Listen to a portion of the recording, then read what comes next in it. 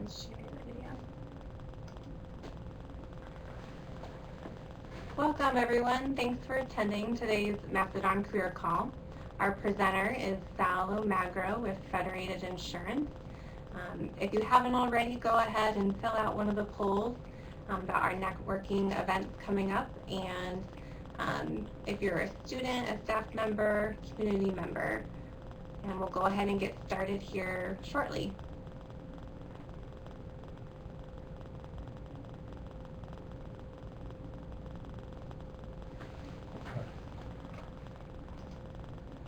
Good afternoon. My name is Sal Magro. I work with a company called Federated Insurance. The reason that I'm in front of you today is to talk to you about interviewing, a little bit about the job market, that type of thing. Looks like we've got a pretty small group here today, which it could be a good thing. I know you have the ability to fire some questions at me, so feel free. I will stop periodically. Feel free to put some questions out there, and I'll be happy to answer them. To give you a little bit of background about myself, I've been with the company that I'm with for just about 13 years now. I've been a hiring manager for about 5. And you know, the one thing that I really want you to walk away with is I hire salespeople. I will try to keep my bias on what I'm looking for in my individual candidates out of this presentation, but you will hear some stories that are centered around people interviewing for sales careers. The real message to get out of this is to know your market, know what they're looking for, and be smart about how you prepare yourself. So with that being said, I'm going to jump right in and get started. Once again, if you have any questions at all, feel free to stop me, and we'll just address those questions as we go through.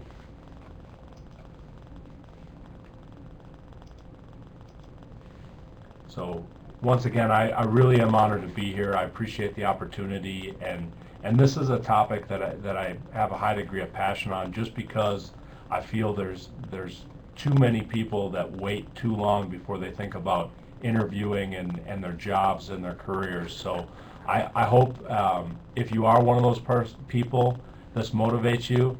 If you're early on in your college career, that you follow some of this advice, and hopefully it helps you land a better job right out of school.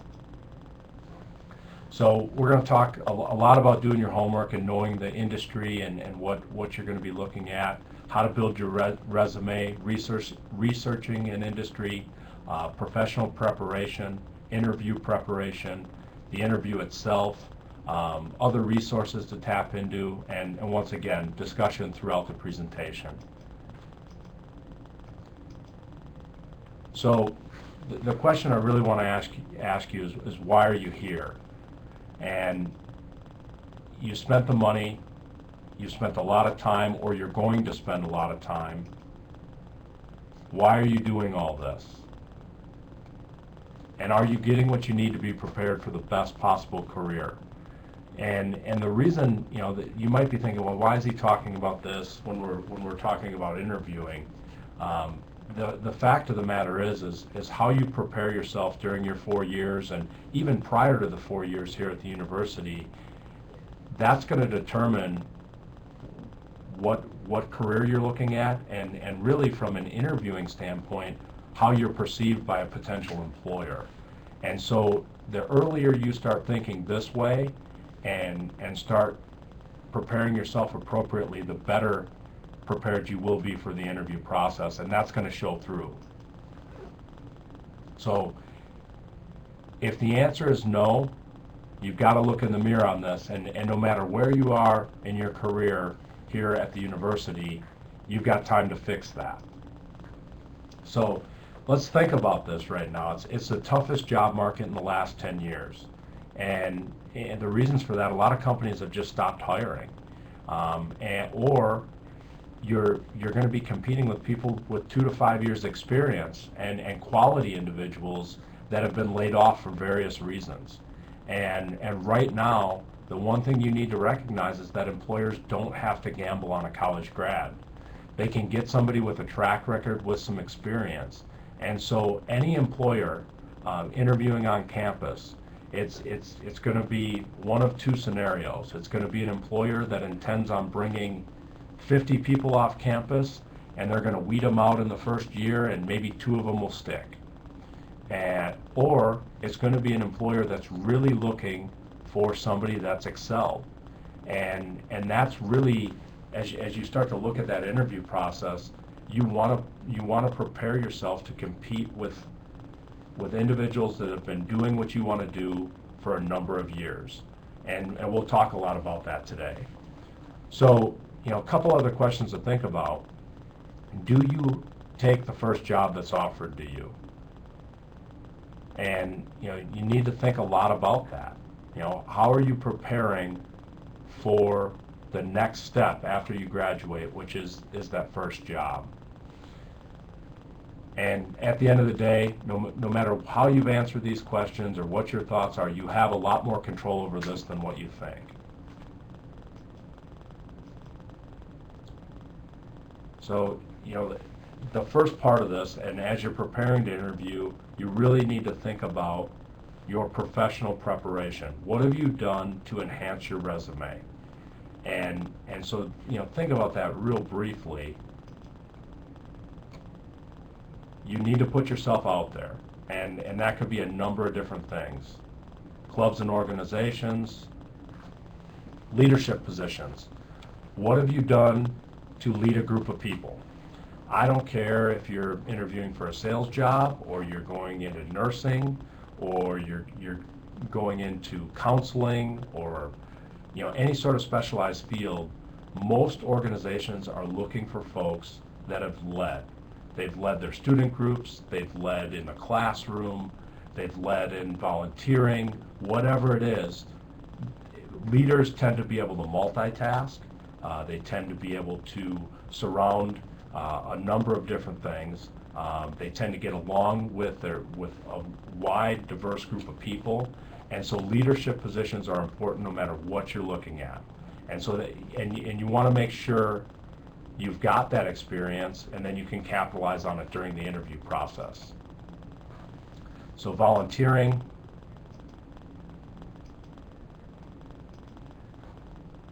internships, any sort of classroom presentations, employment in the industry you want to work in. Those are things that you're going to need to be able to capitalize during the interview process. It's going to be the foundation of your resume as well, and we're going to talk about that. So this is a key component to setting yourself apart from the 90% of the others that you're going to be competing for jobs with that don't have this experience. And when I say that, I'm talking about the people that on campus that are just coming here, just going to class, and not putting themselves out there and preparing for the next step. And so I hope that makes sense. If it doesn't, please ask me some questions on this, because this is a vital part of the preparation. Once again, all of these are resume builders. So now that you've got a foundation of professional preparation, how and when do you begin your job search? Realistically, that job search should start the day you set foot on campus. And I know a lot of people come into the university, they may be undecided, they don't know exactly what they want to do. Now's the time to start thinking about that. If there's anybody on this or anybody that watches this that they're sitting there, they're just wrapped up their first year at school, they still don't know what they want to do, time to start doing some homework. What I recommend for anybody that doesn't know yet, and you've still got a couple of years before you graduate, do some research on 5 different industries. Research the companies that lead those industries. How do they compete? How do they hire? What's the 10-year projection on that industry? And really figure out, go based off your current interest. What do you like to do? Where do you see yourself? And do some homework. You may find something or an offshoot of that industry that really appeals to you, so you can focus in.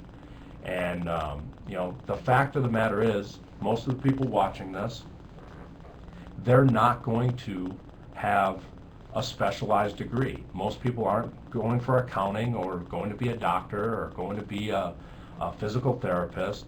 Those are all specialized degrees. You're going to be graduating with a general business degree or a general communications degree with a small emphasis in one area or another.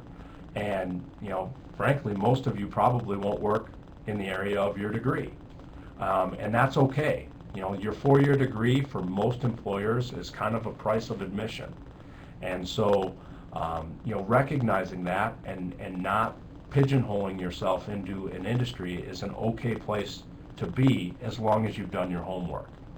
So look at your skills, look at your personality, your morals, your values, compare them to the industry and the company you want to get into.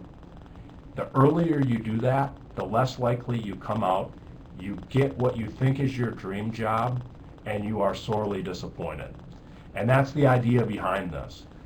If you take the time early, you can prevent a lot of heartache and a lot of job hopping in your first couple of years out there post-graduation. So the real question to ask yourself is this your first job, or are you truly looking for a career?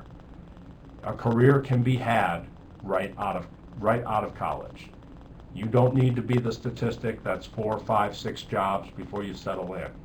That doesn't have to be you if you take the time and you start early.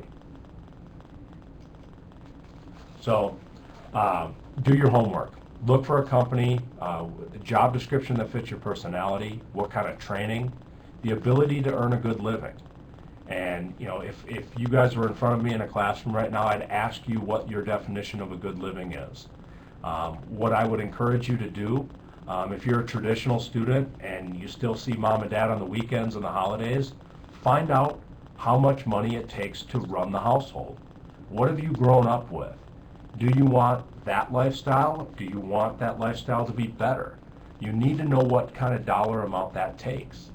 And, once again, you don't necessarily have to settle for a $32,000 job post-graduation if you properly prepare yourself. There's a number of recruiters on campus that are hiring in the $60,000, $70,000, $80,000 range if they find the right candidate. The sooner you know what they're looking for, the sooner you can prepare yourself to be that candidate. And that's the idea behind it. So knowing what a good living is and defining that is important. What about the company's financial stability? What's the industry? What's the 10-year outlook? The top 2 companies, how are they sitting? How have they hired? Have they had any major layoffs? All those types of things you're going to want to research and learn about. What are the career advancement opportunities? What kind of investment are they going to make in you? Do they have a plan? And part of interviewing is being able to ask great questions about the organization. So the more homework you do, the better your questions are going to be, and most recruiters are going to be looking for somebody that's well prepared, that has a good idea, and can articulate their concerns and what impresses them well. So that's the whole point of this. The professional prep, the homework, those pieces of this are important for you to properly position yourself in the marketplace. So, there's a lot of places to do this homework. As you look at this, actually, I just see there's a question. And Rachel asked, how many questions should someone ask after the interview? And that's a good question. Really, I think if you had 2 or 3 questions prepared prior to the meeting, a lot of times, maybe even 4 or 5, but a lot of times those questions will get answered throughout the interview. Once you get through that, what I would do is I would address, all right, I had these 5 questions. You've already answered these first 2 for me, but I'm really curious about this, and then hit them with the next couple. I think 2 or 3 questions are appropriate. If they're engaging and they're answering the questions and you show them your list, they may answer them all. But if you show them the questions that you have and focus on the 3 you really want to get answered, chances are you'll get answers to all of them. And that would be my recommended way of handling that. So as you start doing research on companies, looking at their mission statement, goals, strategic plans, those types of things, checking out the About Us on any website, and really looking at it and trying to figure out what degree, what kind of background do their people have. One of the big things that I would recommend is finding somebody that works for the company that you'd like to be a part of and being able to interview them. Hopefully that's part of the interview process, but if it's not, taking that extra step and really sitting down with one of their top producers or somebody that's in a leadership role or has the position that you aspire to, could be very eye-opening, enlightening, motivating. It could be a number of things, but I think it's appropriate. And I would certainly reach out to anybody interviewing me and ask for those opportunities. And if they're not easily presented, I'd try to figure out a creative way to do some more homework.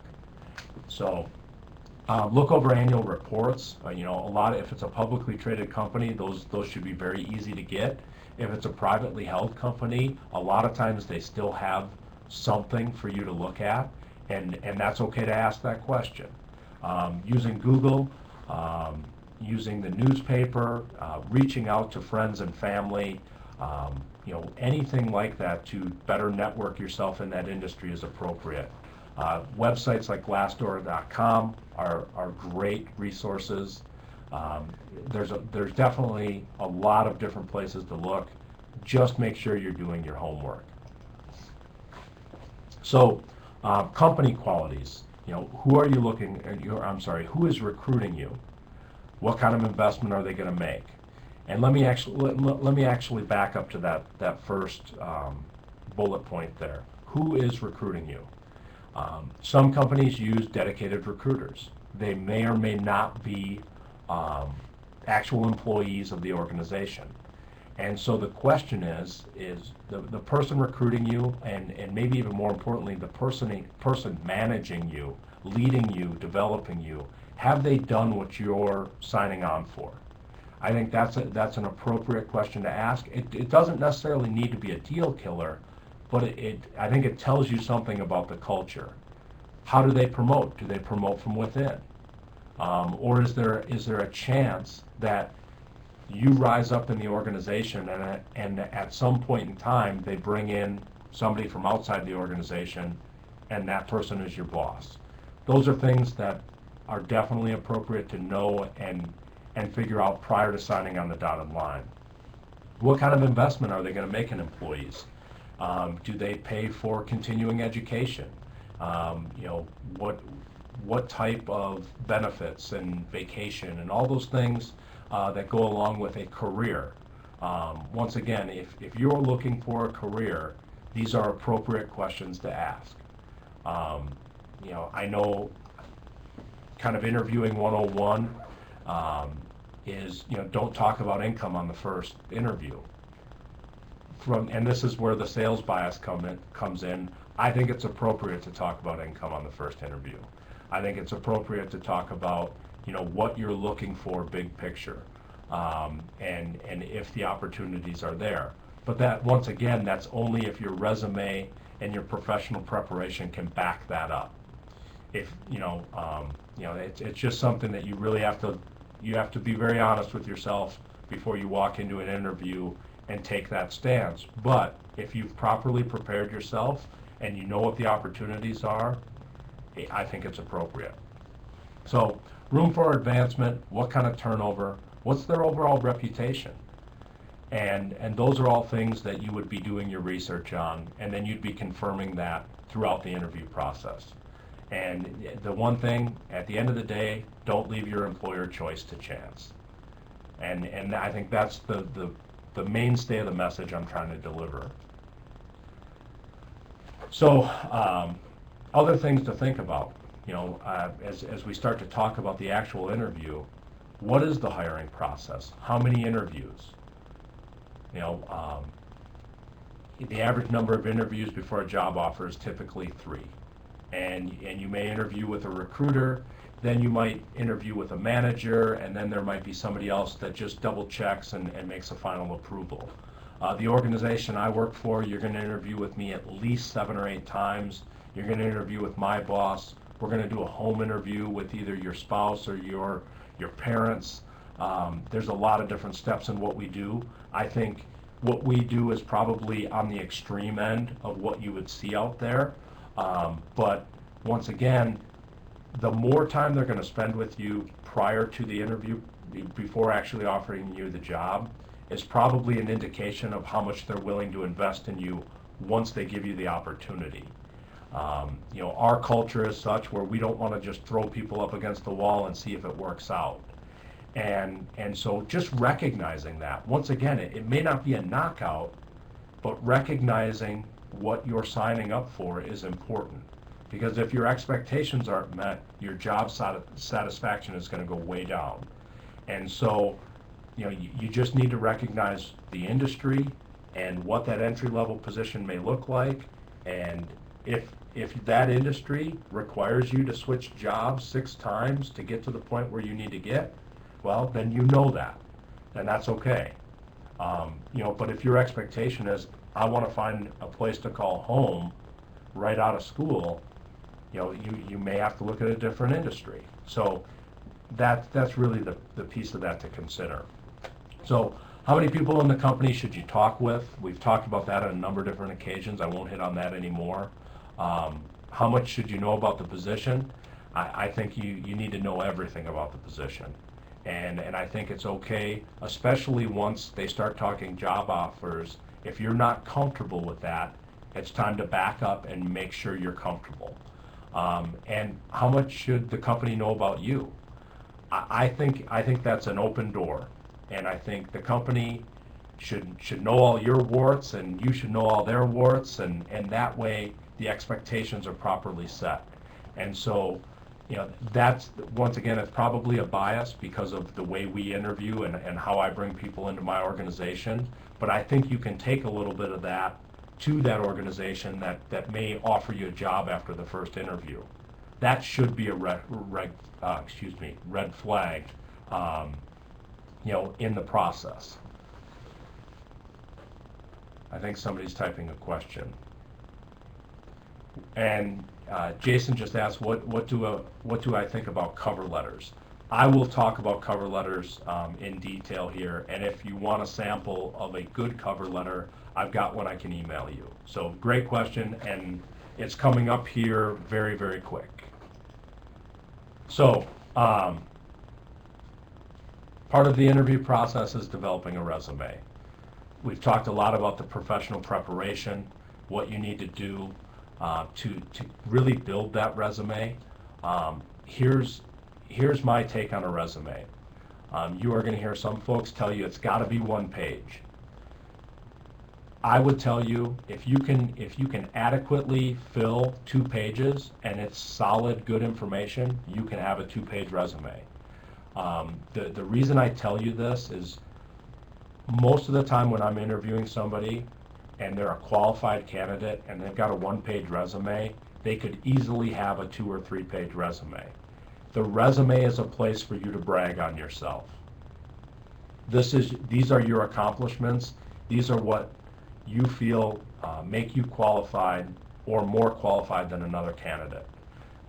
It shouldn't be trivial items, it shouldn't be sloppy, but if you can fill it, go ahead and do it. And once again, it just gets you in the door. It helps you get that initial interview, and there's really no guarantee that a great resume is going to do that as well. But it gets you in the door. The personality and your interview preparation is what will land you the job. So the next step is a cover letter. And I absolutely recommend a cover letter. It's your personalized introduction to a specific employer. It's gonna show that you've done your homework, because that resume is gonna say, hello, my name's John Smith. I'm graduating here in May with a business degree, and after extensive research on your organization, I feel that my strengths and my background blend well with your culture, and here's why, and you give them a couple of reasons. It's going to show that you've done your homework. It's going to show that you're serious about their organization, and I think a well-written cover letter is as important as a great resume. So Jason, I hope that answers your question, but it's definitely a big piece of your initial presentation to an organization. So any other questions on that? If you do, type them, and I have no problem backing up. References. References should be 3 to 4 people that you know professionally. They should not be friends, family, your doctor, your pastor, anything like that. It should be professional references. For a lot of traditional students, it may be a professor that they've really bonded with, and they've gotten a lot from over their 4 years. It might be a career counselor as well. Something like that would be appropriate. The other thing that I would say is that you need to go ask permission to make sure these references are okay. Being a reference, you may ask them to write a letter of recommendation. That would also be appropriate, but you're going to want to get permission. I would recommend using a separate page for your references. And here's why. I would use my references. I wouldn't just hand them over. My reference is going to be my reason for following up with whoever I interviewed with. And we're going to talk a little bit about follow-up here, but the reference would be a very good, easy way to touch that person that you interviewed with within 72 hours of the interview. And so I would hold that back. I'd have it prepared. I may have it with me, but I'm not even going to show them that I have it. That's going to be a follow-up piece. So that's what I would say about references. And I apologize, you can't read this. I've got a resume and cover letter example that I'm happy to email out to you if you'd like that. Maybe we can actually, my email address will be at the end of this. If you want any of this, you can send me an email and I'll get it in your hands. So thinking about the job search itself, you need to treat this pretty serious and almost treat it like a job itself. So set aside days of a week or month. Once again, I'm making the recommendation that you start on this very early in your college career. And so if you're a sophomore and you're going to start doing this, maybe it's 1 day a month that you get up in the, it's your day that you don't have classes or you don't have classes till the afternoon. You get up early, you put on a shirt and tie, and you sit down and you treat it as a day at work. You're doing your research, you're going out and cold calling some companies and touching base with people, you're trying to network, you're doing things that will help you really get your arms around what you want to do. And that would be my recommendation. You're gonna plan, you're gonna set goals. Hey, I want to touch 3 different businesses today. I'm gonna set up follow-up to those businesses. You're gonna do that, and you're gonna track it, so that you can sit down at the end of the semester, the end of the year, and say, all right, this is where I'm leaning. This is what I like, and you've got tremendous resources with career services, with your professors, to sit down and start asking for some counsel there as well. That's the whole point. You pay the university a lot of money. They've got all the resources there. I've been on a number of different campuses, and the Career Services Department and every university has one thing in common. They are underutilized. They are full of people here ready to help you. The earlier you tap into them, the better. Because people like me and people from every other industry, when they come onto campus to recruit, this is their first stop. And if the director or one of the assistants or a career counselor knows what we're looking for, they're going to give us your name.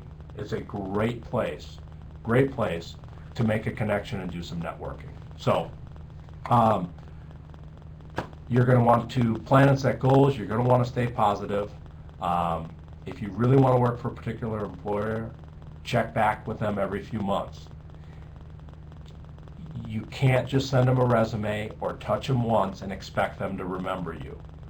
There's other people as aggressive, more aggressive than you, that are going to be pursuing careers. And so you really want to keep yourself in front of them if there's a particular company or particular position you're looking for. Always follow up. Handwritten thank you notes, they set you apart.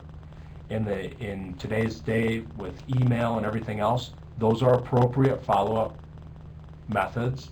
But once again, and I say this, there's 10 of you on this deal right now.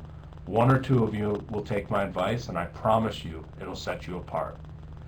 When you really get serious about touching base with employers and following up with them, go to Staples, buy a pack of 50 little thank you notes, pre-stamp them, and after every meeting, just send a little thank you note, make a personal touch. It shows that you were listening. It shows that you're willing to go the extra mile. And once again, I don't care if it's sales or garbage collecting. Follow-up is important, especially if you're looking to rise up in the company. Follow-up and relationships are very, very important. So the last thing that I'll remind you is be polite to receptionists, clerical staff, anybody that could influence the opinion of the person you're trying to cultivate is important.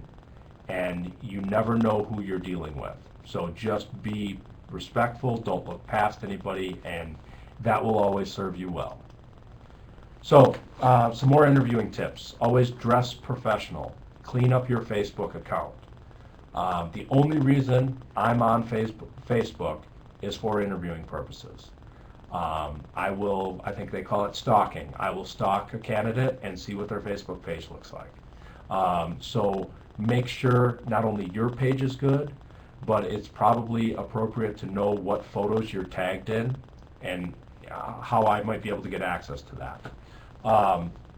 We've talked about follow-up. It's important. It's the most important piece. The one who follow-ups the most with a good resume is likely the one that will get the job. This next comment, you're always interviewing, relax, but remember, the great recruiters, great interviewers, the whole point of the interview is to get you relaxed, to see the real you. And you want to be cognizant of that. You should be relaxed, you should feel comfortable, you should be confident. But they're trying to get you to make a mistake in the interview, to go back to the comment I said before, see some of your warts. They want to find out the skeletons, they want to know what they're dealing with. And sometimes the one thing will knock you out of that position. So keep that in mind. The other thing that I'll say is, if an interviewer swears during an interview, don't follow suit. It's never appropriate. I don't care what they said or what joke they said. It's not for the interviewing process. You're probably being baited to see if you'll follow suit. Just remember that. Eye contact, always important. Whether you're interviewing to be an accountant or an auditor or an actuary and you're going to have no interaction, eye contact's still important. So keep that in mind. Be confident, not cocky. I like on the verge of cocky. Most interviewers are going to be looking for a certain level of confidence. They're going to look for, and I think most important, I'm not saying you have to be super outgoing, but you'll be confident if you've done your homework. If you go back to the front end of this presentation, if you've done your homework, if you know the industry, if you know this is what you want, most of the time that passion is going to show through. You're going to speak from the heart. You're going to show the conviction, and that's the important piece of this. So keep that in mind. Build a brag book. Once again, probably doesn't matter what industry you're interviewing for. Past success or failure normally is a good indicator of what you're going to do in the future. If you've always figured out a way to get it done, whether it was athletics or academics or band or anything, you were first chair in band, you were, academic athlete all-star. Make sure Any of those types of accomplishments you put together, and you can prove that, hey, I always win. I always succeed. I've been knocked down. I figure out a way to come back and win. I think it's appropriate, and it's almost industry neutral. It doesn't matter what you're looking at. You will set yourself apart from other candidates by being able to show that you're a winner. Answer the questions asked, don't ramble. A lot of times an interviewer is going to be looking for you to try to fill that dead space. They're going to take notes. They're going to, type the answer to the question into whatever form they're using, and they're looking to see how you fill that dead space. Answer the question, wait for the next one. And that is totally appropriate. The last thing is, and if you do your homework correctly, you'll know this going in, be prepared for personality, IQ, and other sorts of profile type exams. Those types of things will definitely prop up in a lot of different organizations. So keep that in mind.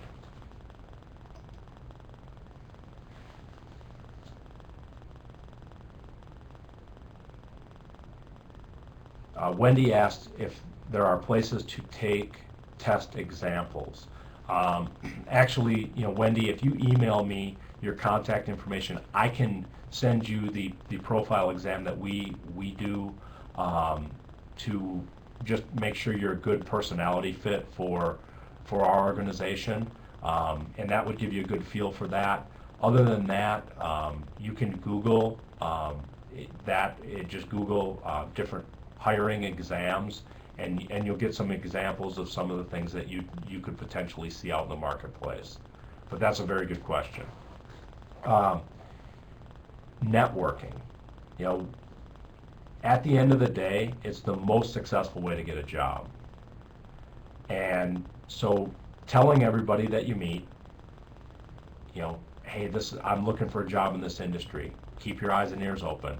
And then appropriately following up with those folks, that is a great way to do it. Networking events, social clubs, things like that.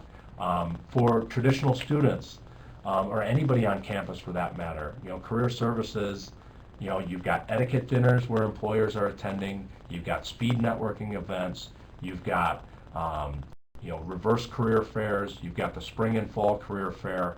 If you're not going to those events and shaking hands and asking people what they're hiring for, you are missing the boat, plain and simple. And I know it's not the coolest thing to be doing, when all your friends are going to a basketball game or going out to a movie, but it's important. And it's absolutely why either you or your parents are spending the money for you to be here. And so to wait until your last semester to get serious about networking and job searching it's disappointing, and you will let yourself down if you do that. So just keep that in mind. I will get off my soapbox. Anyways, don't expect them to remember. You have to follow up. So here's the best way to start your networking. Who are your most successful friends? You've got some people that have graduated over the last couple of years.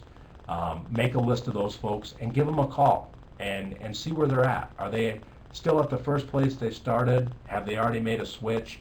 Find out why. That's going to help you. And I think that'll give you some convictions in starting early as well. Who's the most successful person in the industry you want into? Well, if you've done your homework, you'll probably start to see some trends there. Talk to your parents, talk to their friends. A lot of times your parents will know somebody in that industry, or maybe it's 3 degrees of separation one way or another, family member, friend, something like that. Bottom line is, tap into these folks, reach out to them, do your homework. It's going to help you interview well. That's the confidence that an employer is looking for. It's the knowledge of what's out there and the fact that you've taken the time, and you're more than that naive graduate that just thinks they're going to go out and knock it dead but hasn't properly prepared themselves. So that's a key component to this, and it really brings it all together. as you really get serious about making a run and actually getting employment. So, all right. Being able to roll with the punches during an interview, like when things fall over on you, that's important. And the one thing that I will say that I didn't address yet,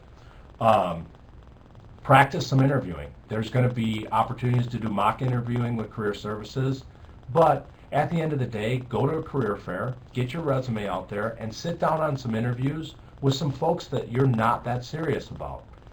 It happens. I've interviewed folks that at the end of it, I recognized they had no interest in working for an insurance company. That's my price of admission on being on campus. So what you don't want to do is you don't want to be in front of your dream job and not have any practice interviewing, not knowing what questions are going to be thrown at you, and being able to answer them and then digest it and say, I wish I would have said this differently. Those are the things that are important. So job fairs, you've got April 11th coming up here, for a internship and summer job fair. You've got the career services offices here. They'll take great care of you. Talk to your professors. There's employers that are reaching out to your professors. Find out what's out there, and that's really the key. LinkedIn is appropriate and a really good place to do some networking.